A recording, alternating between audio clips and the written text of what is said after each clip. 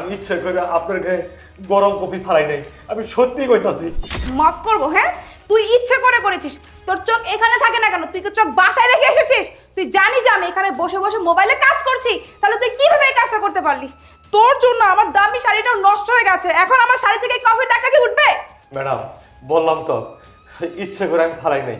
Madam যাই হয়েছে হয়েছে তো, কিন্তু এই কথাটা ভরসা বের করেন না, তাহলে আমার চাকরিটা চলে যাবো। ম্যাডাম দয়া করে করবেন না। ও আচ্ছা, চাকরি হারানোর যদি এতই ভয় থাকে তাহলে চাকরিতে মনোযোগ কেন দাস না?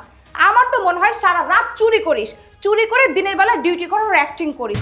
বসে বসে বেতন না হচ্ছে, তাই না? অফিসের একটা ম্যানেজারের সাথে এত খারাপ আচরণ। এখন আমার কি মনে হয় জানিস, তুই না কফি দিতে আসিস না, তুই আমার শরীরের অন্য কোনো অংশে তাকিয়েছিলি, যার কারণে তোর হাত ফুসলে আমার শরীরের উপর গরম কফি পড়ে গেছে। আজকে স্যার আসবে, তারপর তো আমি তোর নামে কমপ্লেন করব, কিন্তু তার আগে আমি তোকে এখান থেকে বের করে দেবো। বের হয়ে যা, বের হয়ে যা বলছি, বের হয়ে। কি করছেন যারা? আপনি ওনাকে ঘাট ধাক্কা দিয়ে বের করে দিচ্ছেন কেন? স্যার, আপনার দারুণ আমার সাথে যে আচরণটা করেছে, এই আচরণের জন্য উনি এই শাস্তিটাই প্রাপ্য। উনি কি করেছে জানেন? উনি গরম কফিটা আমার শরীরে ঢেলে দিয়েছে। দেখুন, আমার দামি শাড়িটাই নষ্ট করে ফেলেছে। তাই আমি ওনাকে ঘাট ধাক্কা দিয়ে অফিস থেকে বের করে দিচ্ছিলাম। স্যার, আমার কি মনে হয় জানেন, এইসব দারোয়ানদের আমাদের অফিসে আশ্রয় না দেওয়াটাই ভালো। আপনি ওনাকে বরখাস্ত করে দিন।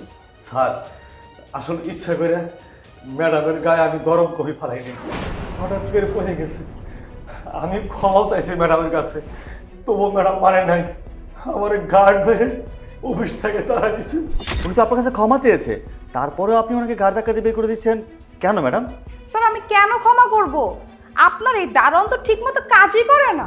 আমার কি মনে হয় জানেন, আমরা তোকে বসে বসে স্যালারি দিচ্ছি, ও সারা রাত চুরি করে আর এইখানে অফিসে এসে ফাঁকিবাজি করে। তাছাড়া আমার তো ওর দৃষ্টিতেও সমস্যা মনে হয়। আমি এখানে বসে বসে মোবাইলে কাজ করছিলাম, আমার তো মনে হয় ও আমার দিকে খারাপ দৃষ্টি দিচ্ছিল, আর খারাপ নজরে তাকাতে গিয়ে আমার শরীরের উপর গরম কফিটা ফেলে দিয়েছে। চুপ, একদম চুপ। এই, কার সম্বন্ধে কি বলতে হয় সেই কমন সেন্সটুকু আপনার নেই? আপনি জানেন আপনার চেয়ে কত বয়সে বড় উনি? উনি আপনার বাবা সমতুল্য, আর ওনার সম্বন্ধে আপনি বাজে কথা বলছেন। স্যার, আপনি একজন সামান্য দারোয়ানের জন্য আমার গায়ে হাত তুললেন, অথচ যেই দারোয়ানটা আমার সাথে অন্যায় করেছে। ব্যাস থামুন, অনেক হয়েছে। আপনি যা শুধু তাই বলেছেন, তাই না? আপনি ওনাকে কতদিন যাবত চেনেন বলুন তো? এই অফিসে যখন থেকে জয়েন করেছেন তারপর থেকে চেনেন, আর এই লোকটাকে আমি জন্মের পর থেকে চিনি।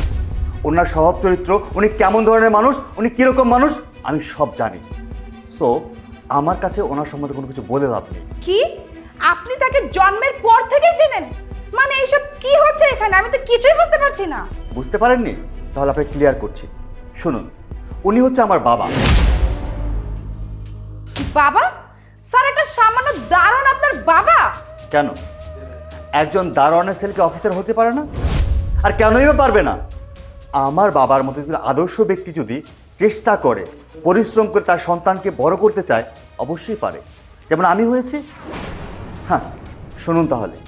আমার বাবা সারা জীবন পরিশ্রম করে আমাকে পড়াশোনা করিয়েছে, নিজে না খাইয়ে আমাকে খাইয়েছে, নিজে কষ্ট করেছে, তা আমাকে কখনো কষ্ট পেতে দেয়নি। নিজের ছেঁড়া জুতা পায়ে দিয়েছে, কিন্তু আমাকে সবসময় ভালো কিছু পড়িয়েছে। কেন জানেন? আমার বাবার স্বপ্ন ছিল আমি একদিন বড় অফিসার হব। আমার বাবার স্বপ্ন পূরণ করেছে। আর আপনি আজকে আমার সামনে আমার বাবার সম্বন্ধে বাজে কথা বলছেন। স্যার, আপনি আমাকে একটা কথা বলুন তো, আপনি হচ্ছেন এই অফিসের একজন সিইও, তাহলে এই দারোয়ান আপনার বাবা কি করে হয়? আর সে যদি আপনার বাবাই হয়ে থাকে, তাহলে এই অফিসে দারোয়ানের চাকরি কেন করছে? হ্যাঁ, আপনি ঠিকই বলেছেন। আমি এত বড় একজন অফিসার, যার কিনা মাসে লক্ষ টাকার উপরে স্যালারি, তার বাবা কেন দারোয়ানের চাকরি করবে? আমার বাবা এই দারোয়ানের চাকরি করেই না আমাকে আজকে এত বড় করেছে। তাই বাবা এই চাকরিটাকে, এই কাজটাকে খুব মূল্যায়ন করে, খুব সম্মান করে। যে কাজটা করেছি বিধায় আজকে আমি বড় অফিসার হতে পেরেছি। বাবা কিন্তু অর্থের জন্য বা নিজের প্রয়োজনের জন্য কাজটা করে না, সে আত্মতৃপ্তির জন্য কাজ করে। সে কাজটাকে ভালোবাসে, তাই করে। আর শুনুন, আমার বাবা বরাবর একজন লয়াল মানুষ, একদম সহজ সরল। ছোটো থেকে বাবাকে দেখে আসছি তো। এই দেখুন, এই ধরুন, আমি আমার বাবাকে অনেকবার বলেছি, বাবা আমাদের কিসের অভাব যে তোমাকে চাকরি করতে হবে? বাবা বলে, দেখ আমি এই বসে যদি শুয়ে বসে কাটাই, আমি অসুস্থ হয়ে যাব, দেখা যাবে বড় বড় রোগ আমার শরীরে বাসা বেঁধেছে।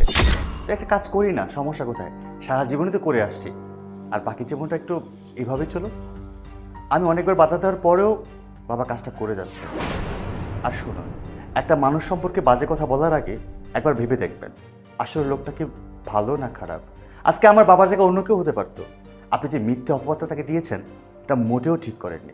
বরঞ্চ আপনার কাছ থেকে, আপনার মতো একজন শিক্ষিত মেয়ের কাছ থেকে এমনটা আমরা কখনো আশা করি না। স্যার আসলে আমি দুঃখিত, আমি অনেক বড় ভুল করে ফেলেছি। স্যার আমি আমার ভুলের জন্য ক্ষমা চাচ্ছি, প্লিজ আপনি আমাকে ক্ষমা করে দিবেন। দেখুন মিস জারা, আপনি যে অপরাধটা করেছেন এর জন্য আপনাকে কঠিন শাস্তি পেতে হবে। এমনও হতে পারে যে অফিসে আপনার চাকরিটি থাকবে না। বাবা, ম্যাডামের ভুল ম্যাডাম বুঝতে পারছে, ম্যাডামের ক্ষমা করে দে। তাছাড়া তো তোরা একের সঙ্গে চাকরি বাকরি করস, আর আজকে যদি ম্যাডামের চাকরিটা চলে যা, ম্যাডামের তো ফ্যামিলির লোকজন আছে, তারা উপহাস পারবো। ম্যাডাম শুনেন, কোনো চাকরিরে ছোটো পাইবেন না।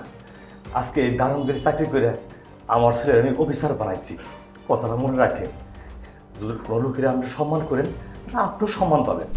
দেখেছেন বাবা কাকে বলে আর সত্যিকারের ভালো মানুষ কাকে বলে, শিখে রাখুন আমার বাবার কাছ থেকে। হ্যাঁ স্যার, দেখতেই তো পাচ্ছি। স্যার আমি আমার ভুলের প্রায়শ্চিত্ত করতে চাই, আমি আপনার বাবার কাছে নিজে ক্ষমা চাচ্ছি। আঙ্কেল প্লিজ আপনি আমাকে ক্ষমা করে দিবেন। আপনি যেই পজিশনেই থাকুন না কেন, আপনাকে আমার সম্মান করা উচিত ছিল, কিন্তু আমি এতটাই অহংকারী হয়ে গিয়েছিলাম যে আপনার পথকে অনেক অসম্মান করেছি, আপনার চরিত্র নিয়ে পর্যন্ত কথা বলেছি। আমার ভুল হয়ে গেছে, প্লিজ আপনি আমাকে মাফ করে দিবেন। ম্যাডাম, আপনার আমি ক্ষমা করে দিচ্ছি। বাবা একটা কাজ করো, আজকে কাজ করতে হবে না, বাসায় চলে যাও। আর আপনি আপনার কাজে মন দিন। আচ্ছা ঠিক আছে।